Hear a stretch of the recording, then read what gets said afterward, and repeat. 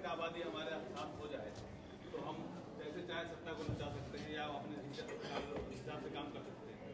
ये प्रेरणा या ये अनुपात कैसे बनेगा, फिर ये जरा बताइए। 3% भी हम लोग एक साथ बात।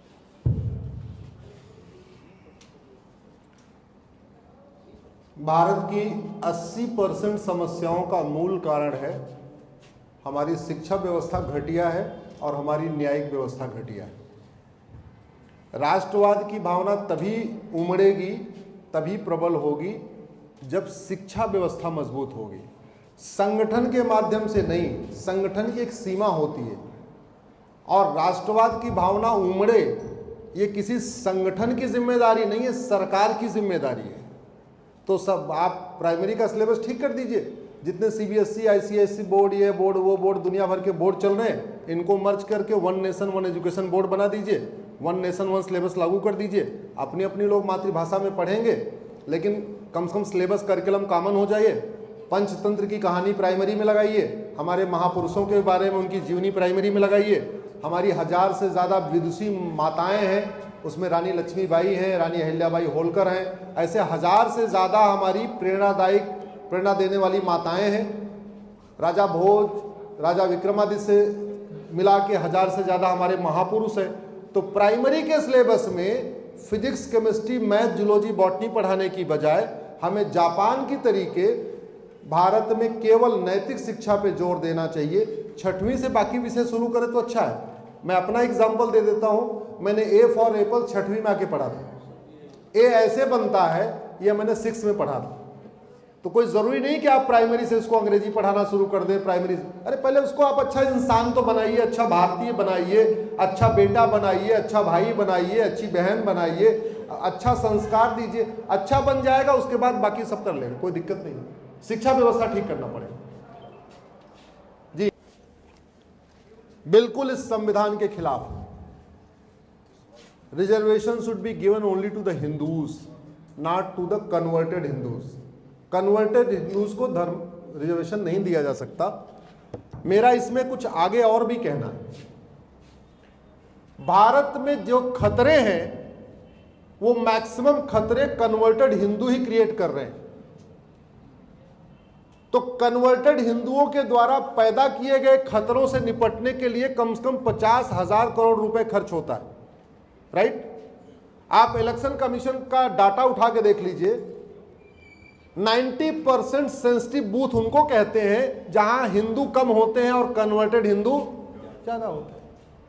तो वहां ज्यादा पुलिस लगानी पड़ती है। ज्यादा पुलिस लगानी पड़ी यानी ज्यादा पैसा। एक चीज रखिएगा, हर चीज की कास्ट आती है। दंगा सबसे ज्यादा कहां होता है? जहां हिंदू कम होते हैं और कन्वर्टेड हिंदू ज्यादा। तो वहां लाइन ऑर्डर मेंटेन करने के लिए बहुत पैसा खर्च करना पड़ता है। स्वामी विवेकानंद जी ने कहा था हिंदुस्तान के लिए और हिंदुओं के लिए जो सबसे बड़ा खतरा कौन है? वो कन्वर्टेड हिंदू। तो अगर हम देश की एकता अखंडता मजबूत करना चाहते हैं तो सरकार की ड्यूटी है कि कन्वर्टेड हिंदू जो तलवार के डर से या जजिया न देने के पाने के डर से या अंग्रेजों की पॉलिसीज के कारण कन्वर्ट हो गए, उनको क्या करे? वापस घर वापसी करें। और चूंकि हमारे सांसदों, विधायकों, मंत्रियों ने शपथ लिया है मैं देश की एकता अखंडता को मजबूत करूंगा और कन्वर्टेड हिंदुओं की घर वापसी कराने से देश की एकता अखंडता मजबूत होगी, तो ये सरकार की ड्यूटी है कि बाकायदा वो कोई स्कीम लाए 5 लाख रुपए या कुछ इस तरीके का कि जो आदमी वापस घर वापसी करेगा उसको हम 5 लाख देंगे, 4 लाख देंगे। ऐसी स्कीम करके उसको घर वापसी करा देना चाहिए। कराना चाहिए कि नहीं कराना चाहिए? सरकार ने उल्टा काम किया हुआ है। जो अल्पसंख्यक मंत्रालय है यह धर्मांतरण को प्रमोट करता है। तो अल्पसंख्यक मंत्रालय बन गया 2006 में, उसके पहले कभी नहीं होता था। तो अल्पसंख्यक मंत्रालय खत्म होना चाहिए। एक संस्कृति मंत्रालय चल रहा है, इसी संस्कृति मंत्रालय को एडिशनल काम देना चाहिए कि तुम घर वापसी कराओ। जो घर वापसी आएगा उसको पहले मुफ्त का मकान मिलेगा, उसको मुफ्त का राशन मिलेगा। मैं तो कहता हूं जो सरकारी योजनाएं देना है आप उनको दीजिए जो घर वापसी करके वापस आ रहे हैं अपने घर में। क्यों? क्योंकि देश की एकता अखंडता के लिए कन्वर्जन बहुत खतरनाक है। भाई अफजल गुरु कौन था? जोर से बोलिए जरा, अफजल गुरु कौन था? कन्वर्टेड हिंदू। याकूब मेनन कौन था? जोर से बोलिए, कन्वर्टेड। अजमल कसाब कन्वर्टेड हिंदू। बांग्लादेश में जो हिंदुओं को मार रहे वो कौन है? कश्मीर में जिन्होंने हिंदुओं को मारा वो कौन है? भारत का विभाजन पाकिस्तान को बनवाया किसने? कन्वर्टेड हिंदू। तो कन्वर्टेड हिंदू जब इतने खतरनाक हो जाते हैं कि वो देश का विभाजन भी करवा देते हैं, गिरजा टुक्कू का रेप करके आरा भी चला देते हैं, घर मकान दुकान खेत खलिहान पे भी कब्जा करते हैं, तो भारत को बचाने के लिए, भारत की संस्कृति को बचाने के लिए, देश को बचाने के लिए ये सरकार की ड्यूटी है। पैसा कम हो रहा हो घर वापसी के लिए तो मैं तो कहता हूं 0.1% या 1% और लगा लो टैक्स, कोई दिक्कत नहीं, और ले लो। हमारे अग्रवाल समाज, वाहेश्वरी समाज, जैन समाज, मारवाड़ी समाज 1% और दे देंगे। ले लो पैसा, आप 1000 करोड़ 1 लाख करोड़ इकट्ठा कर लो, लेकिन एक बार में ही सारी स्कीम लॉन्च करो, वापसी करा लो। याद रखिएगा, बीमारी जहां से आती है वहीं से निकलती है। जैसे कई बार आपके पेट में कब्ज होती है तो आपको हेडेक होता है। अब आप हेडेक की दवाई खाते हैं लेकिन पेट साफ करने की दवाई नहीं खाते, तो कुछ दिन के बाद दोबारा फिर हेडेक हो जाता है। कब्ज कहां है? पेट में। और दर्द कहां हो रहा है? सर में। और हम दवाई कहां की खा रहे हैं? सर की। खाना कहां की चाहिए? पेट की। हम हर चीज की इलाज कर रहे हैं, यहां की इलाज कर रहे हैं, वहां की इलाज कर रहे हैं, ये दंगा हो रहा है, वो दंगा हो रहा है, ये हो रहा है, वो हो रहा है। अरे भैया, हम कहते हैं 1,50,000 करोड़ लगेगा। एक बार जब उन्होंने, भाई कन्वर्ट कौन हुए? जो जजिया नहीं दे पाए, आर्थिक स्थिति ठीक नहीं थी, जजिया नहीं दे पाए तो कन्वर्ट हो गए। तो ठीक है, उनको कुछ नया ऑफर दीजिए, मुफ्त मकान का ऑफर दीजिए, मुफ्त दुकान का ऑफर दीजिए, मुफ्त लोन का ऑफर दीजिए, कुछ ऑफर दीजिए कि भैया जो जो कन्वर्ट होकर आ जाएगा उसको हम ये दे देंगे। देना चाहिए कि नहीं देना चाहिए? जोर से बोलिए, भारत माता की। ऐसी कोई बीमारी नहीं जिसकी कोई दवाई नहीं, ऐसी कोई समस्या नहीं जिसका समाधान नहीं। बस आपको हर समस्या की वाई एनालिसिस करना पड़ेगा। इतना याद रखिएगा, बीमारी जहां से आती है, जैसे आती है वैसे ही जाती है। बीमारी नहीं जिसकी कोई, जी, बाइक 2 पहिए की होती है, उसको स्टार्ट करने की चाबी इतनी बड़ी होती है। कार 4 पहिए की, उसकी चाबी भी इतनी बड़ी। ट्रक इतनी बड़ी होती, उसकी चाबी भी इतनी बड़ी। आपके अग्नि ब्रह्मोस की चाबी भी इतनी बड़ी। यानी गाड़ी बड़ी हो रही है लेकिन चाबी इतनी है। तो बड़ी बड़ी समस्याओं का इलाज छोटी छोटी चाबी से हो सकता है। मैं उदाहरण आपको देता हूं। भारत के संविधान में कहीं लिखा ही नहीं है कि माइनॉरिटी कौन है। भारत के किसी कानून में नहीं लिखा हुआ है माइनॉरिटी कौन है। इसलिए मैंने एक पीआईएल फाइल किया कि आप माइनॉरिटी को डिफाइन कर दीजिए, और यूएन की जो माइनॉरिटी की डिफिनीशन है उसको भारत में लागू कर दीजिए। यूएन कहता है एनी ग्रुप और community which is socially, economically, politically non dominant and inferior in population less than 1%।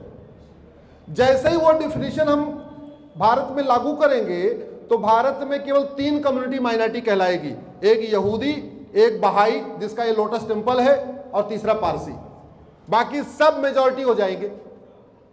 तो माइनॉरिटी वाला काम खत्म। तो जो माइनॉरिटी का अट्रैक्शन बना हुआ है, अभी बहुत अट्रैक्शन है, क्योंकि SC ST है, ट्राइबल है, तो उसको 10 स्कीम मिल रही है। जब वो कन्वर्ट हो जा रहा है, क्रिश्चियन बन रहा है, तो 20 स्कीम मिल रही है। तो टोटल कितनी स्कीम? कन्वर्ट होने के बाद 30 स्कीम मिल रही है। तो कन्वर्ट होने में फायदा है, नुकसान है? फायदा। यही फायदा अगर बंद कर दिया जाए और यह किया जाए कि ट्राइबल बनने में 30 स्कीम मिलेगी और कन्वर्टेड हिंदुओं को एक भी स्कीम नहीं मिलेगी, सारे घर वापस कर लेंगे। जो नाई है नाई बन जाएगा, जो धोबी है धोबी बन जाएगा, जो पटेल है पटेल बन जाएगा, जो यादव, जो जहां से आया वहीं वापस चला जाएगा। समाधान हो सकता है, करना पड़ेगा, बोलना पड़ेगा। शुरुआत इसकी बोलने से होगी। इसलिए मैं कहता हूं, सांसदों को पकड़िए। हमारी बात यहां पे रहेगी तो लिमिटेड रहेगी, यही बात संसद में होगी तो इसका बहुत नेशनल रेमिफिकेशन होगा, नेशनल इंपैक्ट होगा। इस पे चर्चा होनी चाहिए। जी, का प्रवक्ता हूं, न भारतीय जनता पार्टी का प्रवक्ता हूं, वकील हूं, इसलिए वकालत से संबंधित सवाल पूछिए। जब मंत्री बन जाऊंगा तब वो सवाल पूछ लीजिएगा। भाजपा में तो है। भाजपा में तो 22 करोड़ लोग हैं।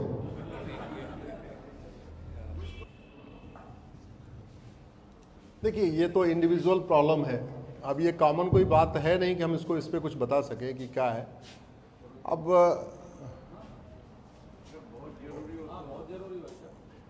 वो हमारा स्वभाव है, वो स्वभाव है, उसमें वो शिक्षा के जरिए ही बदल सकता है और कोई तरीका नहीं। जी,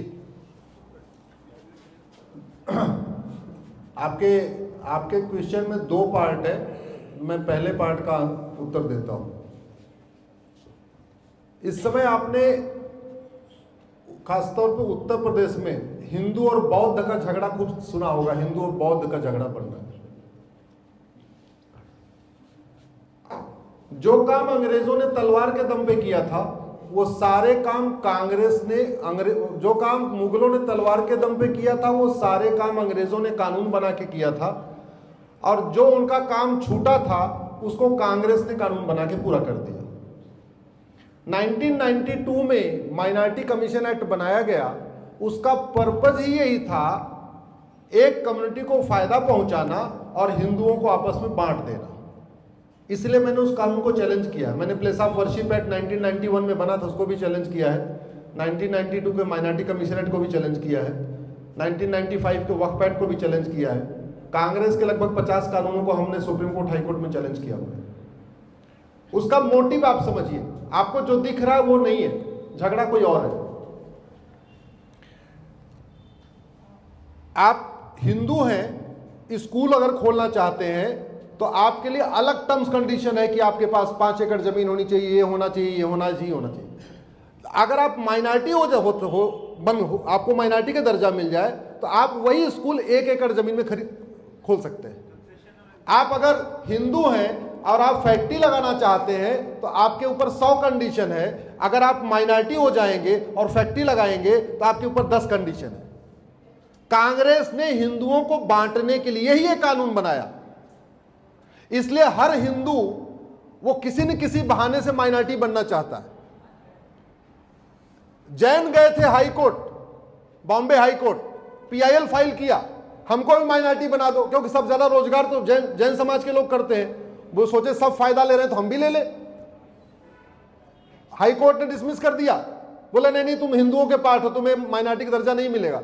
सुप्रीम कोर्ट आए, सुप्रीम कोर्ट में 2005 में बाल पाटिल केस में जजमेंट आया, 3 जजों की बेंच का, जस्टिस धर्माधिकारी ने जजमेंट लिखा।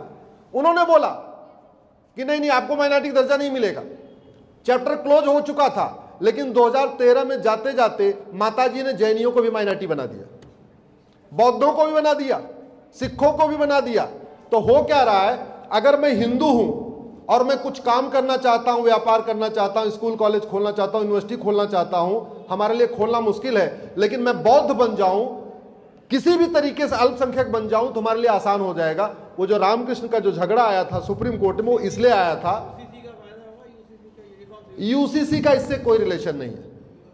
यूसीसी का इससे रिलेशन नहीं है। इसके लिए तो एक ही तरीका है कि माइनॉरिटी को डिफाइन कर दिया जाए और ये डिक्लेयर कर दिया जाए, एनी ग्रुप और community which is socially, economically, politically, जो यूएन की डिफिनीशन है उस डिफिनीशन को अडॉप्ट करेंगे। नहीं तो हिंदू बौद्ध का झगड़ा बढ़ रहा है, हिंदू जैन का झगड़ा बढ़ रहा है, हिंदू सिख का झगड़ा बढ़ रहा है, और ये झगड़ा बढ़ाने के लिए कांग्रेस ने 1992 में कानून बनाया था। सवाल है बहन जी, अच्छा है। सुप्रीम कोर्ट के बारे में बहुत सारी मिथ्या धारणा है, वो आपको धारणा ठीक कर बता देता हूँ आपको। इस समय प्लेस ऑफ वर्शिप एक्ट का मैटर आपको चल रहा है, आपको सबको ध्यान होगा, अखबारों में पढ़ा है, वो मेरी पीआईएल है।